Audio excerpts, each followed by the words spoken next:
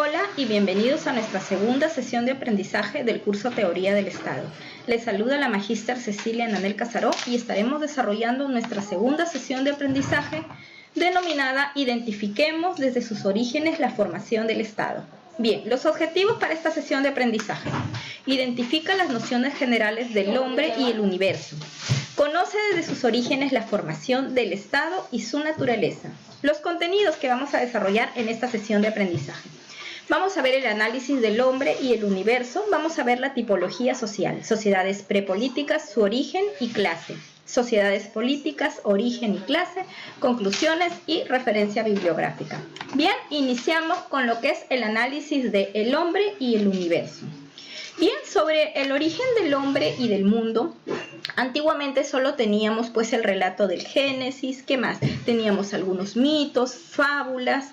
Esto fue cambiando, ¿no? Y ya desde mediados del siglo XIX tenemos otro relato sobre el origen de las especies, el origen del hombre, el que inició Charles Darwin. Bien, que ha sido completado, perfilado, a medida que hemos conocido mejor la genética. Entonces, desde mediados ya del siglo XX, ¿hablamos de qué? Desde mediados del siglo XX hablamos de un nuevo relato sobre el origen del mundo. Hablamos de la teoría del Big Bang, la gran explosión, y que según los indicios tenemos que el universo actual procede de una gran explosión, desde un punto enormemente denso y todavía está pues en expansión. Bien, esta postulación pues de la denominada teoría del Big Bang o la gran explosión es aceptada pues por la mayoría de los científicos y postula pues que el universo podría haberse originado hace unos 13.730 millones de años más o menos. Esto puede ser, no es exacto, en un instante definido. Bien, entonces, para entender esto del origen del hombre y del universo, en la imagen que ustedes aprecian en pantalla tenemos pues al hombre y tenemos ciertas sustancias fundamentales de las que está compuesta el hombre. El hombre está compuesto pues por nitrógeno, por hidrógeno, por carbono, por oxígeno, entre otras sustancias más. Entonces, la sustancia fundamental de la que está compuesto todo nuestro cuerpo ha sido parte del universo por miles de millones de años. Y aún después de nuestra muerte, seguirá siendo tal vez por toda la eternidad. Entonces, el universo está compuesto por sustancias fundamentales. Bien, y nosotros somos parte de esa sustancia fundamental. Nosotros somos parte del universo porque nosotros conformamos el universo y estamos conformados por los mismos elementos o sustancias fundamentales del universo. Entonces, ¿por qué es importante entender el hombre y el universo? Para poder entender al hombre en la sociedad. Entonces vemos que han existido diferentes teorías y en realidad pues ninguna es absoluta, todas son relativas. En realidad no sabemos de aquí en adelante, puede venir otra teoría sobre lo que es el origen del hombre en el universo. Entonces hemos ido evolucionando, hemos ido cambiando y tenemos pues ahora un tipo de visión un poco más científica, un poco más compleja acerca de lo que es el hombre en el universo, cómo se inició en realidad, cómo fue el origen del universo y cuál fue el origen del hombre. Bien, entonces, teniendo esa noción acerca de lo que es el hombre en el universo, vamos a ver el hombre en la sociedad, pero para eso vamos a primero definir qué cosa es una sociedad, qué comprende una sociedad. Una sociedad, en un sentido amplio, es un conjunto de individuos, un conjunto de pueblos, un conjunto de naciones, etc. Cuando hablamos de sociedad en un sentido estricto, hablamos que hace referencia a un conjunto de personas que poseen una misma cultura y tradiciones y se ubican en un espacio y tiempo determinado.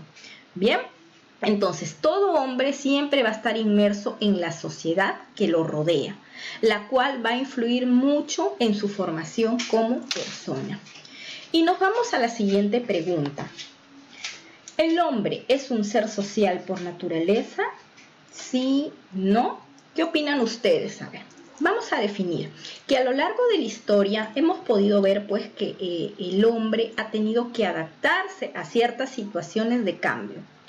Primero, pues para satisfacer sus necesidades. Cuando hablamos pues de la etapa primitiva del hombre, pues el hombre lo primero que hacía era satisfacer sus necesidades básicas. ¿A través de qué?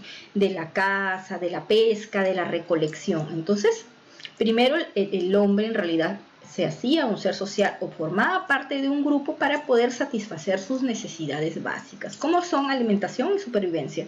Luego, en realidad, pues esto comenzó a cambiar, el hombre comenzó a tener conocimiento, conoció el fuego, conoció pues el tema de poder crear armas, poder defenderse, y ya surge la competencia entre hombres dentro de un mismo grupo social. Bien, esta competencia en realidad luego dio origen pues a lo que es el tema de propiedad, el tema de tener poder, y generó muchos conflictos pues en estas pequeñas sociedades primitivas, ¿no? Donde no había un orden, donde no habían reglas establecidas. Bien, entonces, cuando hablamos que si el hombre es un ser social o no por naturaleza, hablamos que la integración del hombre en sociedad siempre se ha justificado desde la filosofía como la relación mutua de personas. ¿Para qué? Para protegerse, para desarrollarse y beneficiarse colectivamente. Entonces, el objeto en realidad de que el hombre sea un ser social es porque le sirve de mecanismo, primero de protección, segundo de desarrollo y de beneficio grupal, de beneficio colectivo. Bien, aparte que también en realidad pues se dice en muchos casos que el hombre sería poco probable que pueda subsistir sin una sociedad que lo proteja, una sociedad en el cual lo beneficie, entre otras cosas más, ¿no? Es poco probable, pero nada es en realidad absoluto, todo es relativo. Bien, entonces, cuando hablamos de que el hombre es un ser social o no es un ser social, lo dejo la respuesta para todos ustedes y nos vamos a lo que es la tipología social. Bien, cuando hablamos de tipología social, hablamos de sociedades prepolíticas y sociedades políticas. Vamos a hablar de sociedades prepolíticas. Iniciamos con sociedades prepolíticas. Bien, las sociedades prepolíticas son aquellas sociedades, ¿qué cosa? Que adolecen de un proceso ordenador y funcional, que asegure de manera consciente y deliberada determinados procesos, ¿no? Determinados propósitos, que son el tema de una convivencia pacífica y armoniosa. Bien, no existe una división formal entre gobernantes y gobernados. Sus características de estas sociedades prepolíticas: existe una autoridad integralmente social. Esta autoridad, ¿qué va a hacer? Va a asegurar la defensa común de todos los que están dentro de su grupo social. Bien, es cambiante, generalmente se interrelacionan por vínculos de parentesco, ¿no? Son grupos de familias que están unidas. Bien, ¿qué más? Desarrollan actividades económicas, pero para un tema de sobrevivencia o de subsistencia nada más. Bien, ¿qué más tenemos? Dentro de estas sociedades prepolíticas tenemos lo que es la horda, tenemos el clan, tenemos la tribu y tenemos la confederación tribal. Cuando hablamos de horda, hablamos del primer aglutinamiento social, el primer agrupamiento social. Y una de las características que tenía este primer aglutinamiento social es un tema de promiscuidad sexual muy abierta entre los grupos, ¿no? Entre los que integraban las hordas. Bien, otro tipo de sociedad prepolítica tenemos el clan, que es un grupo de personas unidas por vínculos de sangre, ¿no? También son grupos de familias en realidad, y estas en realidad tienen una figura, un jefe ya, aquel que va a dar las órdenes, aquel que ya da ciertas en realidad pequeñas reglas de organización entre ellos. Luego tenemos la tribu. La tribu es algo más grande. Es un grupo social que abarca un gran número de clanes. Entonces, tenemos los clanes, que eran grupos de personas formados por familias. Entonces, tenemos varios clanes, y cuando unimos varios clanes, ¿qué vamos a tener? Vamos a tener una tribu. Entonces, hablar de tribu, hablamos de un grupo social que abarca un gran número de clanes y se posesionaban de determinado territorio y lo delimitaban, ¿no? Que generalmente era un territorio grande. Luego tenemos también, ¿qué cosa? La confederación tribal. ¿Y qué era la confederación tribal? La confederación tribal viene a ser la unión de varias tribus Así como hemos visto que la tribu era la unión de varios clanes, la confederación tribal es la unión de varias tribus. Era una suerte pues de alianza, ¿no? Para una defensa eficaz, para lograr actos de conquista. Entonces, ustedes saben que la unión hace la fuerza. Se unían varias tribus para lograr, ¿qué cosa? Defenderse de una manera más eficaz y para lograr pues actos de conquista también, ¿no? Y esta ya se dice que este tipo de confederación tribal era una puerta ya de ingreso a aquellas sociedades políticas. Bien, por ahí ya había ciertas reglas, cierto orden, cierta distribución de funciones. Entonces ya vamos viendo cómo ha ido evolucionando las sociedades prepolíticas para luego llegar a una evolución un poco mayor, una organización como es las sociedades políticas. Y vamos a ver ahora lo que son las sociedades políticas. Las sociedades políticas vienen a ser una combinación entre el Estado y la sociedad civil. Vienen a ser esferas que se encuentran en continuo y creciente proceso de interpenetración para regular la vida común. ¿Qué más tenemos? Las sociedades políticas tienen leyes que regulan la convivencia entre gobernantes y gobernados. Esto es muy importante, ¿no? ¿Qué más? Se constituye como Estado cuando genera una frontera frente a otras sociedades políticas en las que no se integra. Además, se considera como autosuficiente, estableciendo así su soberanía.